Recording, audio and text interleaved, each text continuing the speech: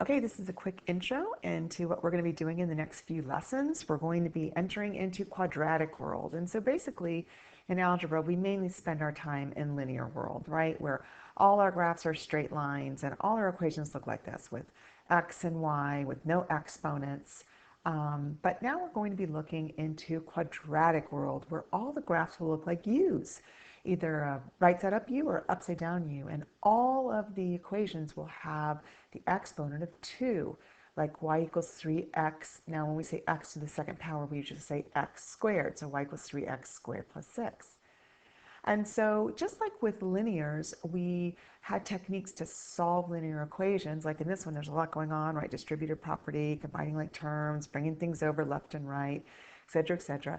We are going to learn in the next few days about how to solve quadratic equations. They're not as easy as linear, but you can handle it. So the first method is the square root method that we use to solve a quadratic equation. And the second method you're going to learn is a quadratic formula way to solve a quadratic equation. It always works. There are other methods for solving quadratic equations, but these are the two that we're going to focus on since we only have a few days left of learning. They're the most important two. And so just like how we graphed a line by y equals mx plus b, right, or standard form, right, where we had to swing things over or use a cover-up method, there's a way to graph quadratic equations, and we're going to focus on using the standard form way of graphing a quadratic, which is the most commonly used one.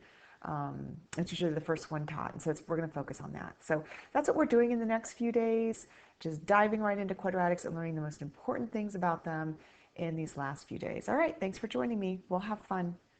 See ya.